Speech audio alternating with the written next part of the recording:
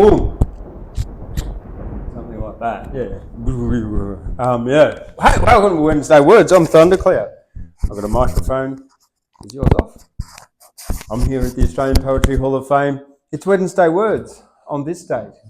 This date is what, the 22nd of May? Yeah, 2024. Yeah.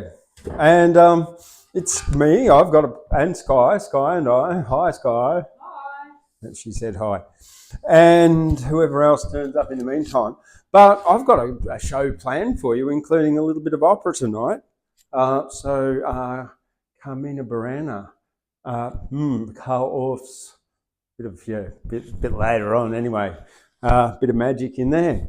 All right, but let's begin by acknowledging the traditional custodians of the land on which I broadcast, the Kamilaroi and the Banbai, and acknowledge the continuing connection to the land of the elders past and present. And also, let's acknowledge the sacrifices of our Anzacs past and present in making sure that we can live this wonderful life in this wonderful country, all of us together in peace and harmony. Cheers. Much appreciated, mates. Right, but where are we going from here? Well, we're going with poetry tonight. And what have I got for you tonight? I've got a bit of Judith Wright. I've got some Les Murray. And I've also got some Chinese poems. Why is this? Well, I've been to the Rotary Book Fair down in Armidale this week, and I come back with about $250 worth of poetry books for the Australian Poetry Library and Archive. So I'd just like to share some of the stuff I got with you.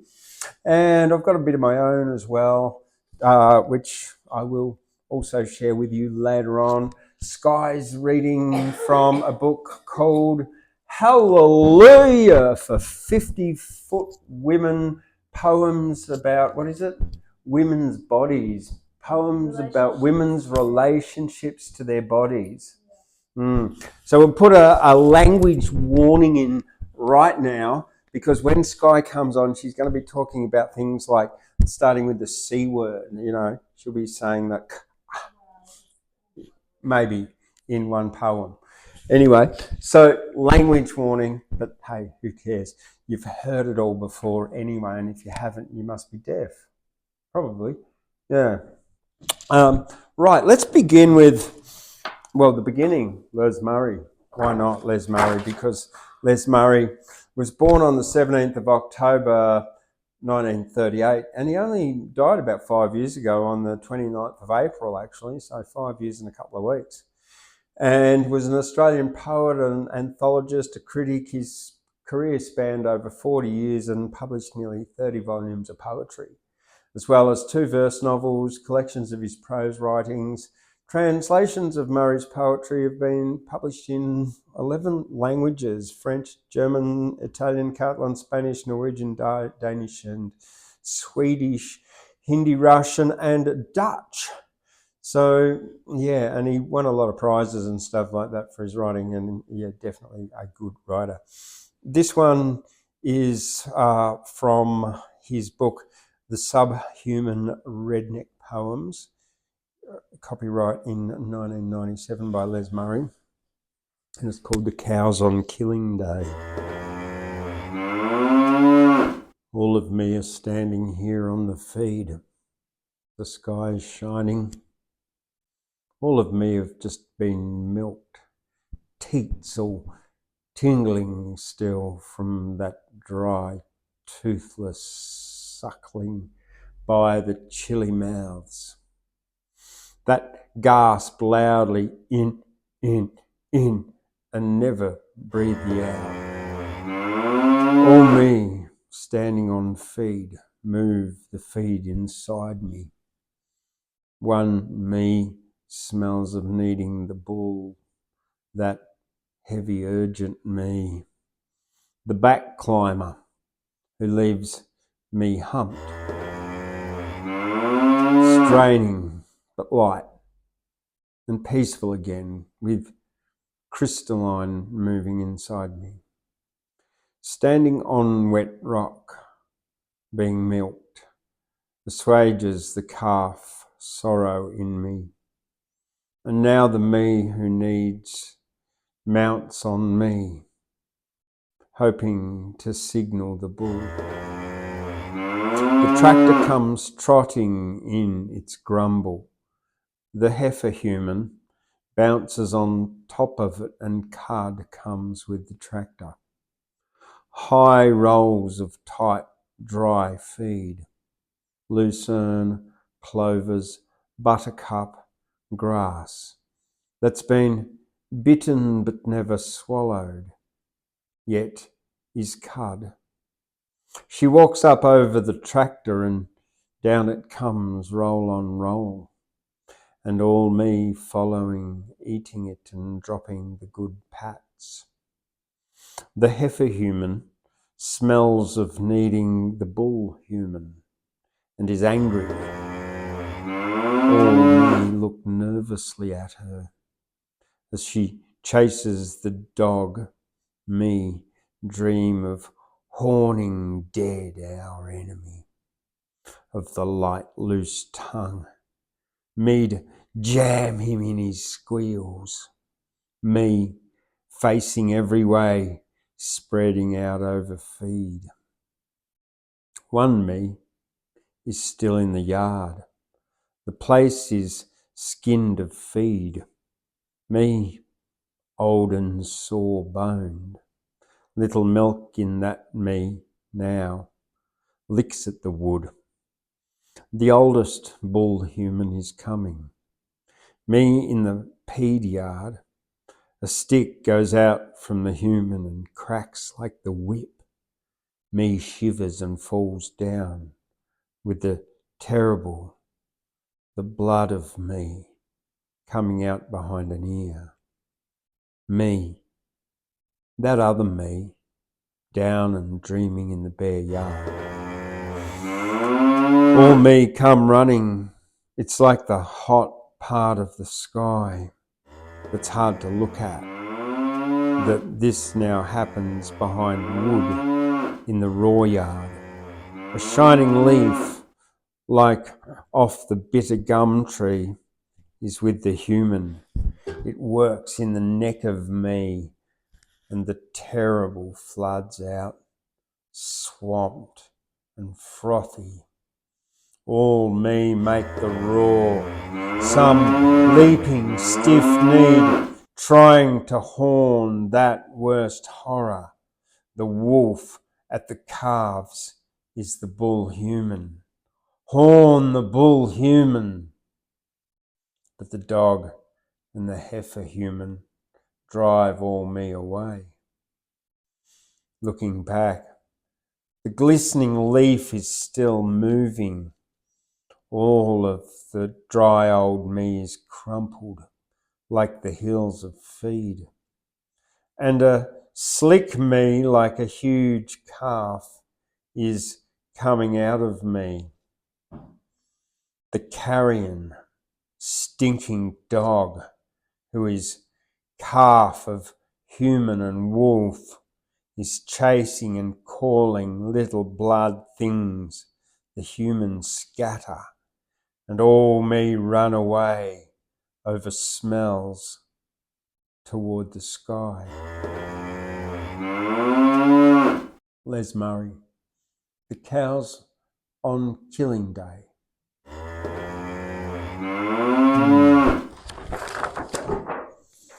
Now, the next one I've got for you is in this book of Australian poetry here, and it's actually another Les Murray, and it's called The Grass Fire Stanzas.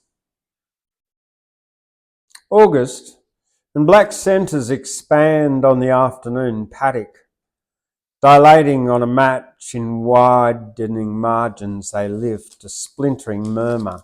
They fume out of used up grass that's been walked since summer into infinite swirled licks. The man imposing spring here swats with his branch, controlling it. Only small things may come to a head in this settlement pattern. Fretted with small flame, The aspiring islands leave odd plumes behind. Smuts shower up every thermal to float down long stairs. Aggregate smoke attracts a kestrel. Eruption of darkness from far down under roots is the aspect of these cores on the undulating farmland. Dense black is withered into web inside a low singing. It is dried and loosened on the surface. It is made weak. The green feed that shelters beneath its taller depth yearly is unharmed under new loaf soot. Arriving hawks teeter and plunge continually, working over hopping outskirts. The blackenings are balanced on a gradient of dryness. In the almost still air between dying thinly away and stripping the whole countryside, joining, they never gain more than they lose. They spread away from their high moments. The man carries smoke wrapped in bark and keeps applying it, starting new circles. He's burning the passive ocean around his arc of buildings and his lifeboat water. It wasn't this man, but it was a man sing the agile, exclamatory birds who taught them this rapt hunting. Strike in the updraft snap of hardwood pods. Humans found the fire here. It is inherent. They learn, wave after wave of them, how to touch the country. Sterilising reed distaffs, the fire edges onto a dam. It circuits across a cow track. New surf starts riding outward, and a nippy kestrel feeds from its foot over cooling merges. It's the sun that is touched and dies in expansion, mincing, making the round dance, foretelling its future, driving. The frantic lives outwards, the sun that answers the bark tip is discharged in many little songs to forestall a symphony. Cattle come with stilted bounding calves. They look across the ripple lines of heat and shake their armed heads at them. At random, then, they step over, grazing smudged black country.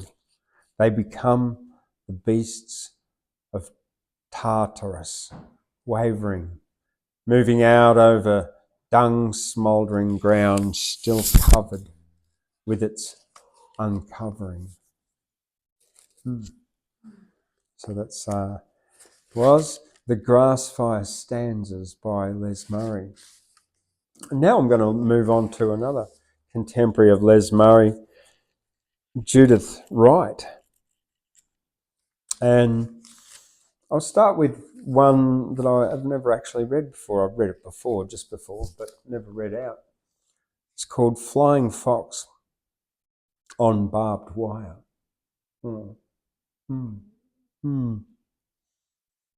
Little nightmare flying fox, trapped on the cruel barbs of day, has no weapons but a wing and a tiny scream. Here's a patch of night, a thing that looks by daylight like a hoax. Dawn wouldn't let it fly away with its kin into a dream, but stabbed with a pin in its velvet hand and hung in a hostile land. Imp from the world of upside down, here's some darkness in a bag to foil your frightened needle bite. Now we can untie from the staring stake of pain your black claw on its velvet rag. Scramble, silent, out of the light, and hang by your feet in the kind-leaved tree. Gargoyle, thief, forget your grief and go to your country night, and we, accomplice today's enemy, too must forget that we and the devil ever met. Flying Fox on Barbed Wire by Judith Wright. Yeah, I've got another one here from Judith Wright, which is probably one of her most famous, and it's South of My Days. And I really like it because it sort of talks about the New England high country in this way. South of My Days by Judith Wright. South of my days circle, part of my blood's country, rises that tableland, high, delicate outline of bony slopes wincing under the winter, low trees, blue-leaved and olive, outcropping granite, clean, lean, high country, the creeks leaf-silenced, willow-choked, the slope a tangle of medlar and crabapple, branching over and under, blotched with a green lichen, and the old cottage lurches in for shelter. Oh, cold the black frost night, the walls draw into the warmth, and the old roof cracks its joints. The slung kettle hisses a leak on the fire. Hardly to be believed that summer will turn up again. Someday, in a wave of rambler roses, thrust its hot face in here to tell another yarn, a story old Dan can spin into a blanket against the winter. 70 years of stories he clutches round his bones. 70 years are hived in him like old honey. Drove him that year, Charleville to the Hunter. 1901 it was, and the drought beginning. 60 head left at the McIntyre, the mud round them hardened like iron, and the yellow boy died in the sulky, ahead with the gear. But the horse went on, stopped at Sandy Camp and waited in the evening. It was the flies we seen first, swarming like bees, came to the Hunter. 300 head of 1,000, cruel to keep them alive, and the river was dust. Or mustering up in the bogongs in the autumn, when the blizzards came early. We brought 'em down, what aren't there yet, or driving for cobs on the run. Up from Tamworth, Thunderbolt at the top of Hungry Hill, and I give him a wink. I wouldn't wait long, Fred, but if I was you, troopers are just behind, coming for that job at the Hillgrove. He went like a loony, him on his big black horse. Oh, they slide and they vanish as he shuffles the years like a pack of conjurer's cards. True or not, it's all the same, and the frost on the roof cracks like a whip, and the backlog break into ash. Wake, old man, this is winter, and the yarns are over. No one is listening. South of my day's circle, I know it dark against the stars, the high, lean country, full of old stories that still go walking in my sleep. Yeah, that's just a beautiful, just a lovely piece of writing. I really appreciate it. And And you know how I came across that one? When I first got here, a French guy who was given this poem to study, contacted me as an so-called expert because I run the Australian Poetry Hall of Fame, and he wanted to know, what does it mean south of my day's circle. And in south of my day's circle, part of my blood's country.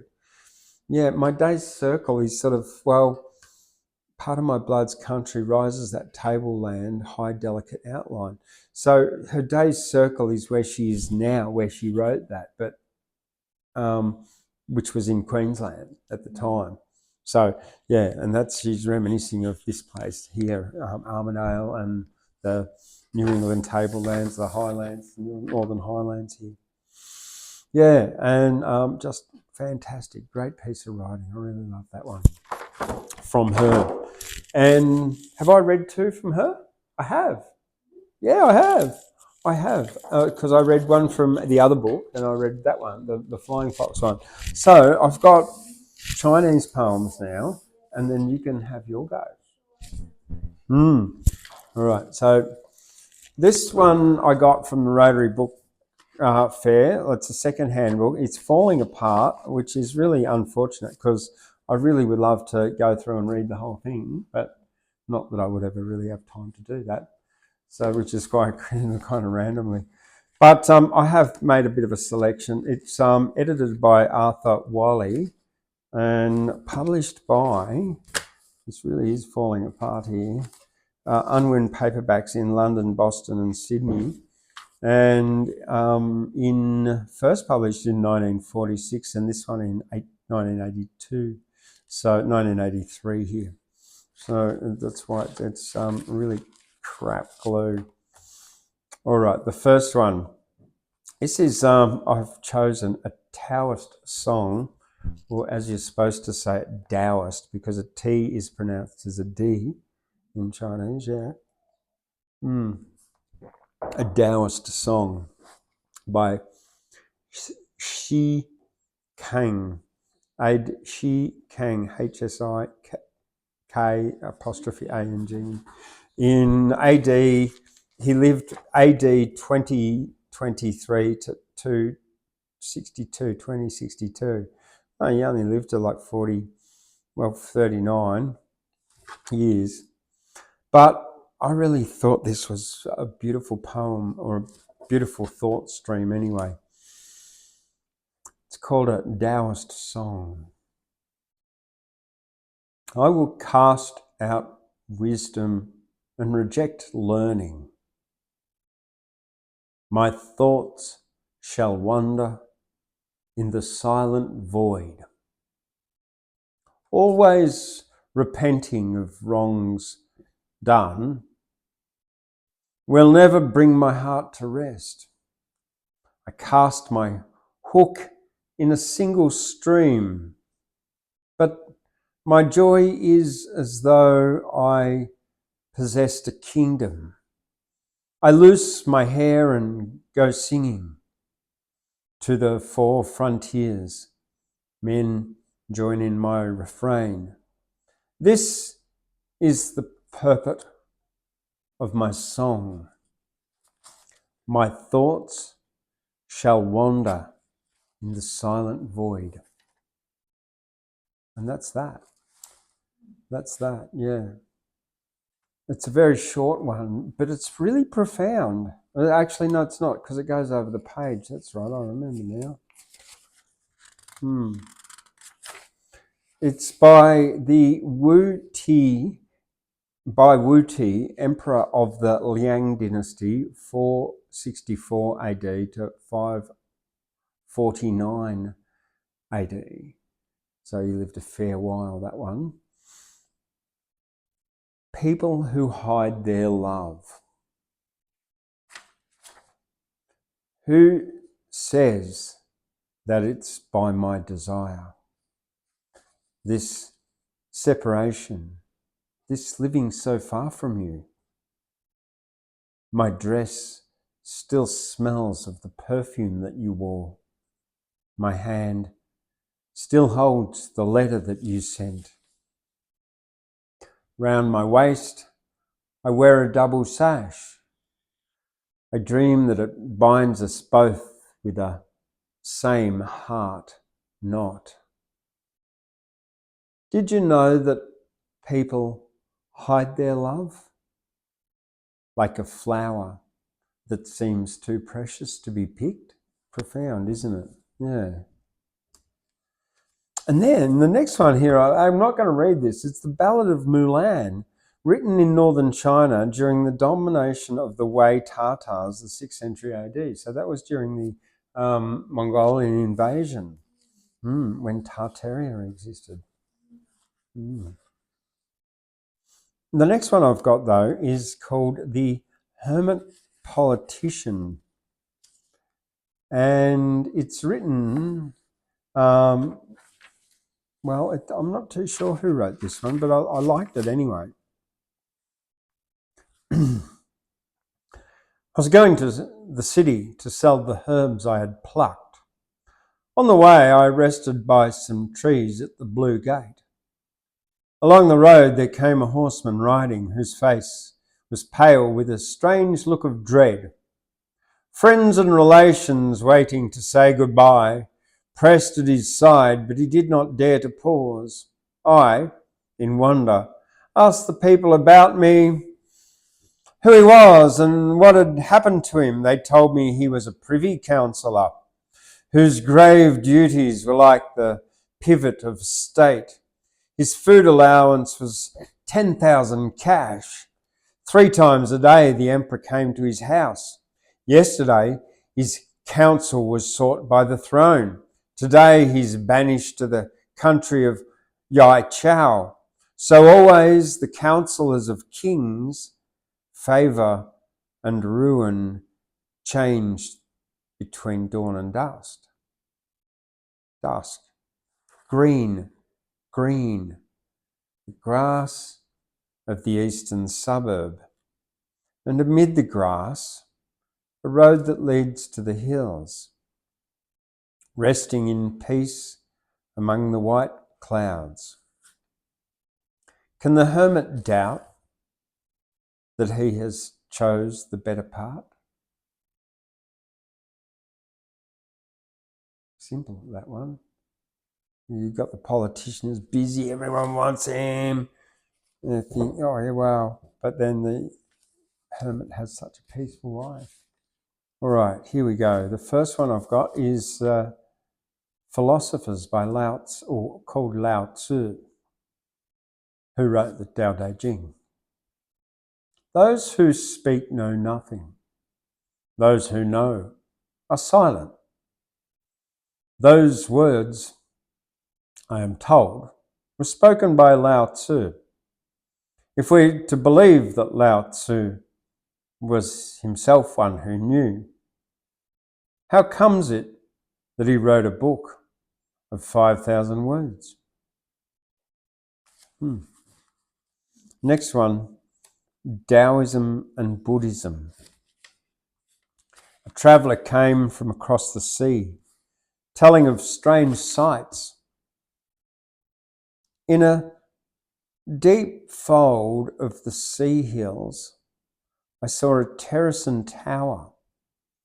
In the midst there was a fairy temple with one niche empty. They all told me this was waiting for Lo Tien to come. Traveller, I have studied the empty gate. I am no disciple of fairies. The story you've just told is nothing but an idle tale. The hills of ocean shall never be Lo Tien's home. When I leave the earth, it will be to go to the heaven of bliss fulfilled. And that's that. That's me tonight. That's what I've got for you from other poets. So now I will invite Skye on up. Hallelujah for 50 Feet Women poems about women's relationships to their bodies. Edited by Raving Beauties, which is a women's theatre company. This was one that I picked up during the week at the Rotary Book Fair as well, for the Australian Poetry Library, so it's a new edition. On nudity. The moon sits in the sky like that stray cat sits in my window cat stares at me, and because I don't feel dirty enough, I walk outside and knead my fingers into the flea-filled neck. I see my neighbour naked at her counter, moonlit, tattooed to her nape, and I think I need to go to the gym. I need to stand naked at my counter so I can leave the blinds up and be objectified by my neighbours and the moon. I usually mind my own business, but smile when my neighbour turns around slightly, horrified. The stray arches its back into a soft crescent against my hand, against the darkness of a siren's shrieking into a hospital empty bay. That was Kate Condon. Good Friday. It was the day I chopped off my head and blundered around the kitchen. No eyes to see myself with. I felt strangely at peace. The kitchen became an obstacle course, but I touched heat and hollow, put my head in a pot to boil, to still my breath and hush my tongue. And when I was tender and quiet, I served my head up on white china, apple-mouthed and gristle-chinned, heard your delighted gasp. That was Julia Webb. That was her part, her contribution. He Sees Me by Deborah Alma. I like this man who, charmed by me, slips alongside and inside of me, like the tongue of a dog lapping at my life, throwing the ball of it into the air with joy to catch me out again and again, and laugh at my earnestness in odd places. He says, I rise up like 100 balloons let loose from a child's hand, beautiful, bold, even when out of sight, like notes of music falling over themselves, like larks ascending. He says, when I sleep, I sigh, and he watches me wake and smiles at the fuzz of my hair and my mind in the morning. He is charmed. He is charmed. I begin to charm even myself. He sees me so lovely. From Deborah Alma. Deborah Alma. Okay, so last of all, I've got the one with the C word, which is only really just the heading, which is called Cunt Artist Boyfriend.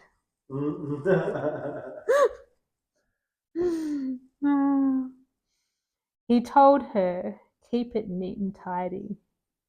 She thinks, same as the kitchen sink. She asks how he'd like her done. A Brazilian, a Hollywood, he said. Just keep it neat and tidy. She combines Brazilian and basic bikini. It's a shame, then, that she leaves wet sponges damply lining the kitchen sink. He wishes she would wring them out, or not stack used pots to stink like drains, but leaves it neat and tidy nightly.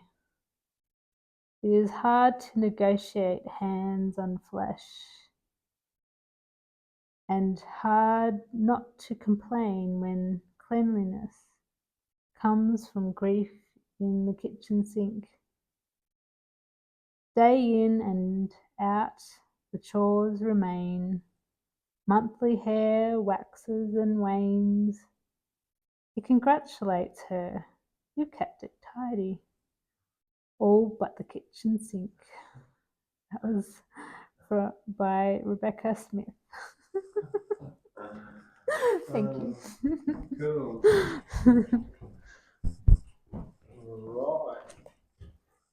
So now, where am I going? Well, I've got two things to do.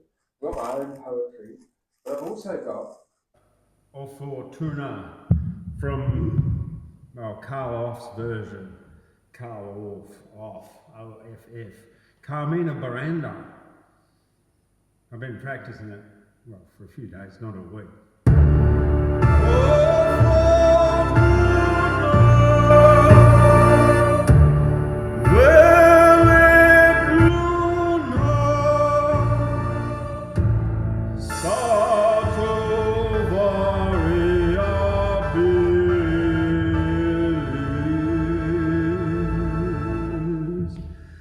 Semper crecis, ut decrecis, vita detestabilis, nunc obdurat, et tuncurat, lodo mentes aciem, egestatem, potestatem, dissolvitud glaciem, socimanis et inanis rota tu volubilis,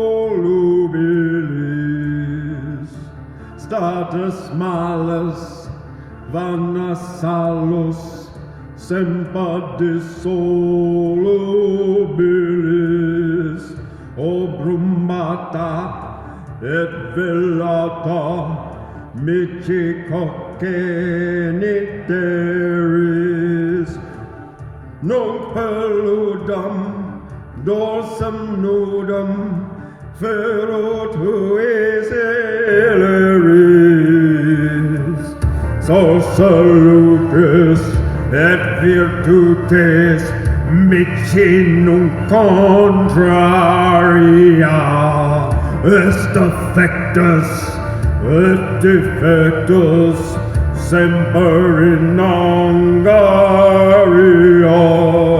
ac in hora sine mora corde pulsam tangite, quod per sortem sternit fortum mecum omnes plangite.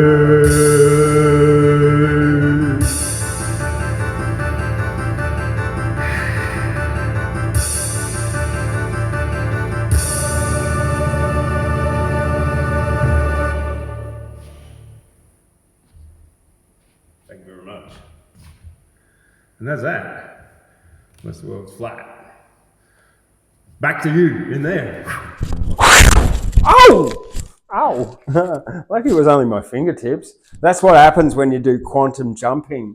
Like, you've just got to make sure that you know the place exactly where you're like coming in from, because if someone's moved something in that other dimension, well, you might hit it. You know, if like I could actually, if someone moved this while I was jumping, like I could end up with this inside me. That'd be terrible, wouldn't it? Yeah, I know, but lucky, yeah, I'm right. Okay, that was not a bad song, was it? Yeah, O Fortuna, written by Karl Orff, O-R-F-F. He was around about, 1935. Carmina Burana. It's one of the most recognisable songs from the opera by him, or whatever it was by him. The song.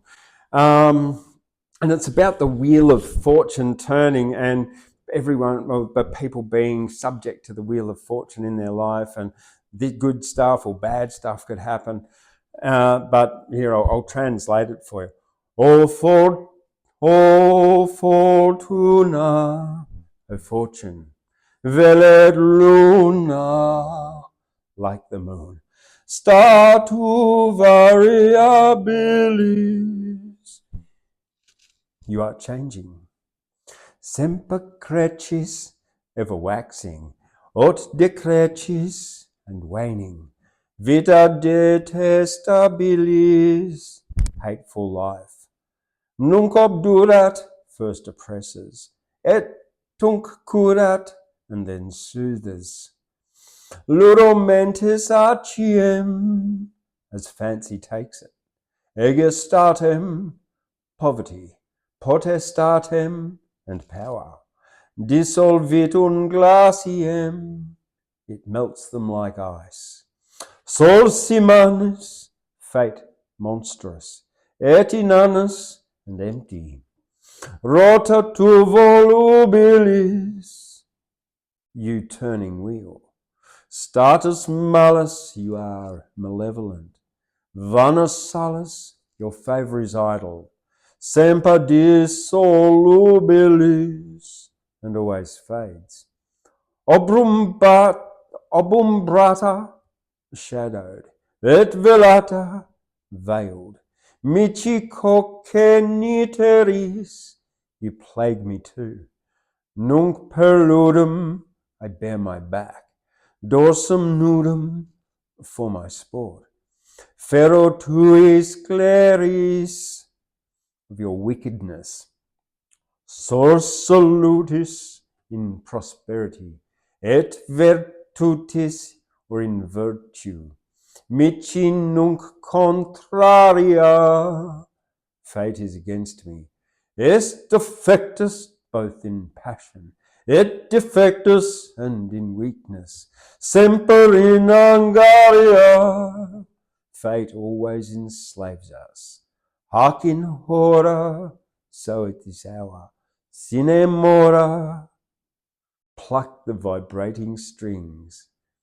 Corde pulsam tangite, because fate.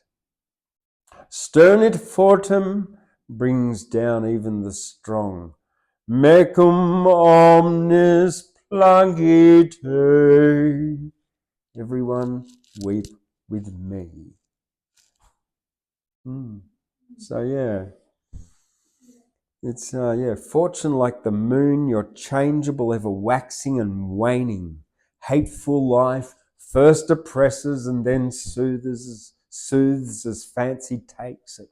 Poverty and power, it melts them like ice. Fate, monstrous and empty, you turning wheel, you are malevolent. Your favour is idle and always fades, shadowed, veiled. You plague me too, I bear my back for the sport of your wickedness. In prosperity or in virtue, fate is against me. Both in passion and in weakness, fate always enslaves us. So at this hour, pluck the vibrating strings, because fate brings down even the strong. Everyone weep with me. It's fatalist, isn't it? It's very fatalist, isn't it? That's the word I was looking for earlier when I was trying to explain it to, well, out there, yeah.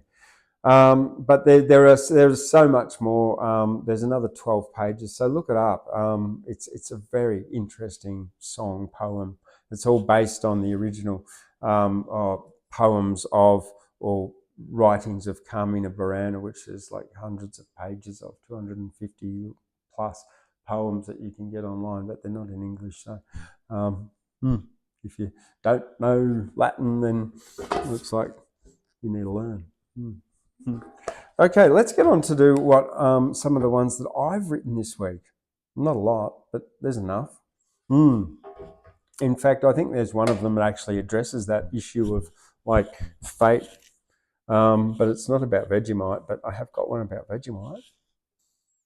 We have got one about Vegemite. Oh, well, here we go. Yeah, okay, this is true. Yeah, this is the one that actually addresses that at the very end with the last two lines. This was written a day ago. Move it, wiggle it, give a little shake. If I don't condition myself, I might break. Stretch it, strengthen it, get a little fitter, make my own energy to feel better, not shitter. Jump and skip a cool walking trip, climb a tree or a mountain, I won't lose my grip. Enjoy early morning hours, freezing cold showers, increase my circulation, give me superpowers. Avoid chemicals and eat vegetables and fruit. Drink rain water and it's how I feel, beaut. One final thing, we all need a purpose or we drift and get what the wheel of fortune serves us. And that's where it relates back to that last song. The drift, the drifters, yeah. Have you ever listened to? If you ever get a chance, have a listen to. It'll come to me. I've lost it. No. Napoleon Hill's Interview with the Devil, something like that. It's a really, really interesting motivational thing. I recommend it. Interview with the Devil, Napoleon Hill. Oh, what about Mary? No, do we want to know about Mary? No, we want to know about Vegemite because this week I wrote about Vegemite.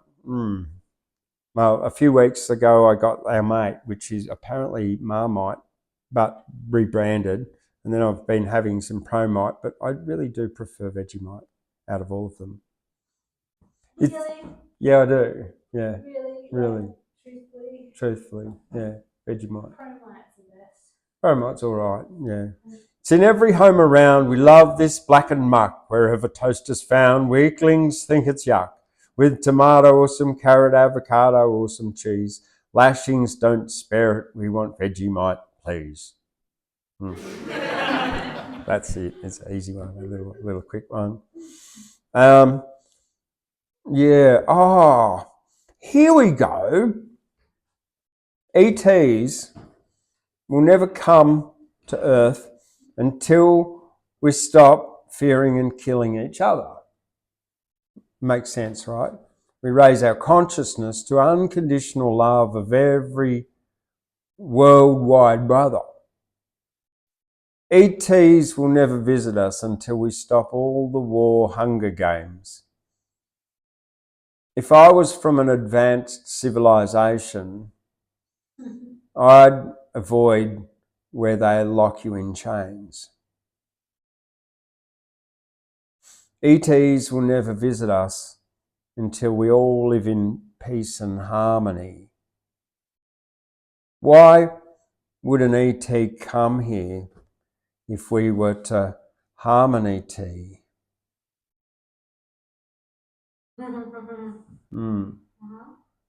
Yeah. That last rhyme was like peace and harmony. If we were to harmony tea, yeah. I don't know. They wouldn't. The Gina Reinhardt poem. I've got the Gina Reinhardt poem. Look, Charles and Gina. How sad it is to see them being bullied. It's pure hatred and jealousy that I'm witnessing fully, neither choosing the circumstances into which they came. And compassion doesn't include jealousy, shame, or blame. Just saying. And then the Gina Reinhardt poem, oh gosh, this is so cool. I am so happy that I found this. It's awesome. So Gina Reinhardt wrote a poem in 2012. She composed this poem comprising 8 rhyming couplets, was written as a rallying cry for minerals to be dug out of the earth with as little tax as possible. It was Reinhardt's response to the introduction of the minerals resources rent tax, and was subsequently engraved on a plaque before being affixed to an iron ore boulder. It sits as an outdoor artwork at Reinhardt's home in Western Australia. The globe is sadly groaning with poverty, with debt, poverty and strife. and billions now are pleading to enjoy a better life.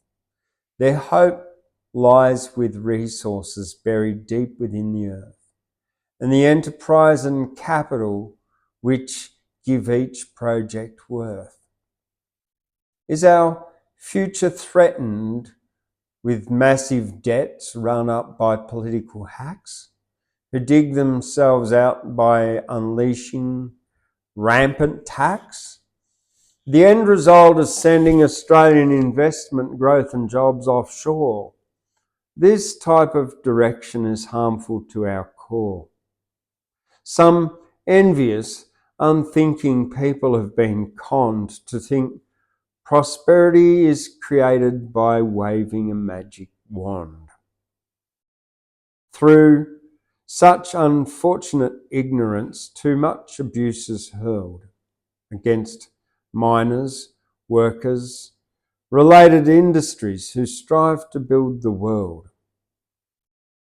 Develop North Australia, embrace multiculturalism and welcome short-term foreign workers to our shores to benefit from the export of our minerals and ores. The world's poor need our resources. Do not leave them to their fate. Our nation needs special economic zones and wiser government before it's too late. Gina Reinhardt. Political comment on that. Australia is the largest exporter of natural gas, more than Oman. People in Oman pay no tax because the Oman government has a sovereign wealth fund, which means that what comes out of the earth belongs to the Oman people and goes back to them. It doesn't go to big private companies like Gina. Well, the Ginas of the world would still be able to make quite a lot of money from their mining. It's just that none of the money, very little of the money, is only a few billion, as opposed to like 170 billion in Oman, comes back to the Australian people. And we have such wonderful resources in this country. There's no reason we have to pay tax and that we don't have a national sovereign wealth fund. Okay, that's my political comment. And now we'll talk about Mary, will we? Because that's all I've got left. Did I do Eagle Day ever? Yeah, I didn't. I didn't do it last week and I was meant to. A man had a dog and he named it Diggle. It dug digging holes it loved to wiggle and giggle. And every time the man gave Diggle the signal, on the signal Diggle would dig a little wiggle and giggle. Diggle had a man who would give him a signal to dig a little wiggle and also give a giggle. Then he taught Diggle to jiggle also wiggle. On the signal, Diggle would wiggle, dig a little, wiggle, giggle, jiggle and wriggle. He did a lot of wiggles. Yeah. The last one. Oh, here we go. The last one I've got for you. Where are we? Oh, yes, it's Mary. This is triplets. It's written in rhyming triplets, this one. Mary had a fucking delusional little lamb. She thought it was a pig, but it wasn't a ham. She dressed it as a pig, put it in a pram. Everywhere that Mary went, a pig would go. Mary even took a pig to school in the snow, presented it to class for tell and show. It was against the rule to take a lamb to school, but it identified as a pig, which was cool. Disobedient Mary was out to break every rule. The children laughed and played a bit, knowing the school's inclusion policy was lamb or pig shit. And if a lamb identified as a pig, there was nothing anyone could do about it. Until a preschool kid called him out, said, "That's a fucking woolly lamb, there's no snout. If it were a pig, there'd be pig shit about. But these little nuggets, they belong to a sheep, and if that's a pig, call me fucking Bo Peep. It appears you're standing in bullshit knee deep." So Mary and her little lamb went to the vet, who said, "We can't change species yet. It's a lamb. Be grateful for what you fucking get." And that's that. And that's the end of Wednesday Words. I hope you've enjoyed it tonight. The song O Fortuna and Skye's 50 feet woman, 50-foot woman, 50 feet women, like they're women with 50 feet, 50 foot tall. Yeah, 50-foot tall women. They hallelujah, hey. That's a good book. I really like that one. Can I read something out of it? Sure. Before we go. The blue one. I don't know. No, I don't know if I want to do that one. The pencil. I do, actually. Say the first one. Yep. And behind that one. Oh, yep. Behind that one. Behind there. No. Oh, okay. Oh, yes, it is. Oh, this has got the C word as well. Yeah. All right. I put a pen in my cunt once, just to play with myself. When I was at a loose end, when we were in one of those times, lying in straight lines in the dark, not touching. Long milk hands stroke my words to sour cream. This is what it wrote by Deborah Alma. Okay, and that's that. Hope you've enjoyed the selection of poetry, everything from Les Murray, Judith Wright, 50-foot women, Chinese poems, and an opera. Yeah, Carmen Miranda. Yeah, not Veranda. Veranda, that's a suburb in Brisbane. Yeah, or Veranda. No, that's veranda, not veranda. Lots of verandas in Veranda because it's full of old Queenslanders. Yeah, definitely. Heaps of them, yeah. All right, well, that's it for Chillin' Tuesday. I hope you've liked it. Give it a thumbs up, leave a comment and tell us what poem you like the most down below. And we'll see you next week here from the Australian Poetry Hall of Fame. Hopefully we've got better lighting too next week. All right, we'll see you later. Boom. Boom. Boom, boom, boom.